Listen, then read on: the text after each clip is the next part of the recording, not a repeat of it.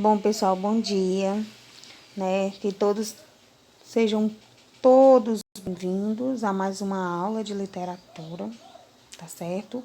E o nosso assunto será da Escola Literária Trovadorismo, tá bom? Então, assim, é necessário que a gente conheça o conceito do trovadorismo para introduzirmos esse assunto. Vamos lá. O que seria o trovadorismo, gente? Ele foi o primeiro movimento artístico que se deu na poesia europeia, sobretudo a partir dos séculos XI e XII, tá certo? E assim, são 400 anos de grandes transformações culturais que marcaram o declínio do feudalismo e da cultura teocêntrica. E a gente sabe, assim, que, na verdade, ele veio se desenvolver durante o período medieval, a época onde não existia ainda os estados nacionais. A Europa encontrava-se dividida em feudos, tá? Então, a gente vai relembrar a questão da sociedade feudal, que tem o padre, o cavaleiro e o camponês, que são as três figuras que exprimem o essencial da Idade Média em termos de organização social. Estas ordens equivaliam a três atividades distintas, que eram os que rezavam, os que combatem e os que trabalham, como a gente vê o exemplo aí da pirâmide, tá ok?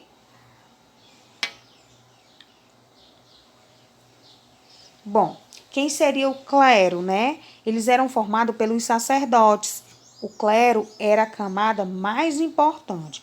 Porque o clero ele tinha esse status, né, dessa grande importância, porque ele acreditavam-se que tinha o poder de se comunicar com Deus, de estar mais próximo de Deus.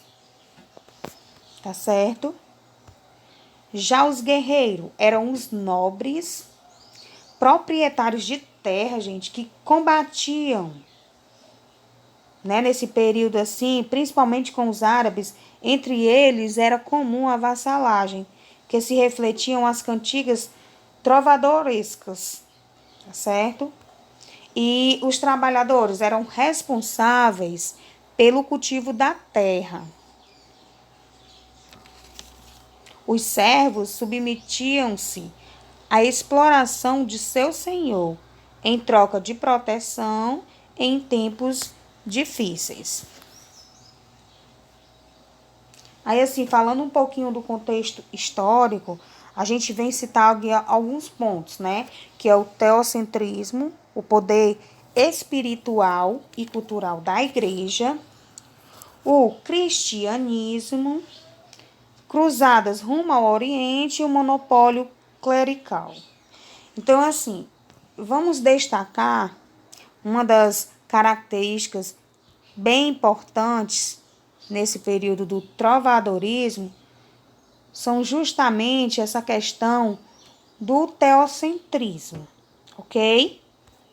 Bom, o teocentrismo, gente, a igreja era responsável pela vida cultural e religiosa e, portanto, controlava os valores morais, éticos e artísticos, evitando a influência de culturas pagãs, grega e latina, sobre um povo ignorante, porque naquela época não estudavam, certo? Toda e qualquer manifestação artística era voltada para o louvor a Deus, teocentrismo, onde Deus era o centro do universo, certo? Foi sua principal característica, sendo assim, o homem ele ocupava um lugar secundário, gente, de criatura e não de criador, e seguia os valores cristãos, ok? As manifestações do povo, né? As primeiras produções artísticas ligadas à literatura e vindas do povo foram as cantigas, certo? A importância das cantigas encontra-se em dois aspectos. Naquela época, né, nessa época medieval, as poesias elas eram chamadas de cantigas e eram feitas ao som de vários instrumentos. Mas assim, vamos destacar aqui os dois aspectos, né, que são encontrados dentro dessas cantigas, né? Que é a mudança da língua e a mudança do assunto. Que é a mudança da língua, né? Foi a utilização do galego português em vez do latim. E a mudança do assunto, que foi da liturgia católica para o cotidiano das pessoas. O que é esse galego português, né? É bom a gente ressaltar essa questão aí, tá certo? Foi justamente uma língua romântica falada durante a interação entre Portugal e Galícia, né? Que é uma região, pessoal, pertencente à Espanha, a Galícia. Bom, vamos ressaltar aqui as principais características dessas poesias que foram chamadas de cantiga, né? Que foi o que a gente falou anteriormente, que é a língua galego-português, a tradição oral, cantada e acompanhada de instrumentos musicais, amor cortês, mensura coita, vassalagem amorosa.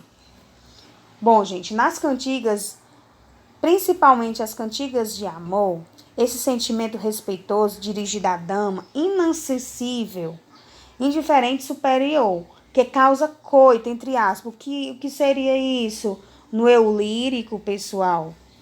Essa coita, ela está relacionado, porque assim, a gente sabe que o eu lírico é a voz que fala o poema, né? Então, nessa coita, ela respeita um código de comportamento conhecido como o amor cortês. As mulheres veneradas nas cantigas de amor eram formosas e, em geral, pertenciam a grupos sociais mais ricos. Por isso, elas seriam, assim, merecedoras dessa relação civil do eu lírico, né? E o que seria essa vassalagem amorosa? É comum nas cantigas medievais. Ela ocorre quando o eu lírico se manifesta de uma forma de devoção, submissão à pessoa amada, implorando assim por amor e atenção, certo? Os instrumentos, né, que eram mais utilizados nesse período eram as violas de arco, cítaras, flautas, alaúdes, né? Pandeiros, saltérios, gaitas, soalhas. Vamos ver a questão da subdivisão dos artistas, né? Bom, quem é o trovador, né? É o músico, ele faz parte da alta nobreza. Ele é o músico que compõe a música, né? A cantiga. O segrel, ele era um nobre, poeta, cantor. Gente, assim, ele era um profissional, mas era um cavaleiro que ia de corte em corte divulgando suas cantigas em troca de dinheiro. O jogral, compositor e cantor. Ele é de uma origem popular, tá certo? Menestrel, ele era o cantor, o músico em si, né? E as saudadeiras são os que acompanham o jogral, ou seja, dançarinos, cantores que acompanhavam as cantigas, tá bom? Vamos observar essa questão das cantigas, como elas são divididas, né? Elas são divididas em líricas e satíricas. Gente, o que são essas cantigas líricas, né? Elas estão relacionadas aos sentimentos e emoções subjetivas do sujeito lírico, certo? Então, a satírica, ela está mais relacionada à questão de ridicularizar, questão de zombaria, tá certo? E a lírica, ela foi dividida entre amor e amigo. A satírica entre escárnio e maldizer. Que são as cantigas líricas, né? Ai flores do verde pinho, se saberdes novas do meu amigo. Ai, meu Deus, e o é. Essas cantigas, gente, tratavam dos temas amorosos e das aventuras de cavaleiros em busca da honra e do amor de uma donzela. Já as satíricas, né, são verdadeiros documentos de vida social, principalmente os da corte. Eles fazem ecoar as reações públicas de certos fatos políticos, revelam detalhes de vida íntima da aristocracia, dos trovadores e dos jograis, trazendo até nós, os mexicanos, e os vícios ocultos do fidalguia medieval portuguesa. Com o tempo, as cantigas elas passaram a ser usadas para cantar gozações e maledicências. Aí vamos lá, suas classificações, né, em si. Aí nós temos o gênero lírico, que é a cantiga de amor e a cantiga de amigo. Só que assim, pessoal, não é um amor entre amigos. Prestem atenção. Essas produções, elas podiam expressar uns sentimentos masculino e feminino. As cantigas em que o eu lírico, que é a voz que expressa, né, a cantiga, quando era o masculino, se manifestava, elas são denominadas de amor. E aquelas em que se expressa o eu lírico feminino, chama-se de amigo. Já o gênero satírico, que é as cantigas de escárnio e as cantigas de maldizer, que são as de escárnio, são palavras de duplos sentidos, críticas indiretas, aquilo que você expressa para não dizer claramente o que quer dizer. Já as cantigas de maldizer são palavras de baixo calão, né? Críticas diretas, né? Que vem relacionar claramente, você vai dizer sem arrudeios, tá bom? Então, assim, obrigado pela atenção. Deixem os seus comentários, tirem suas dúvidas pela plataforma e pelo WhatsApp, tá certo? Até mais.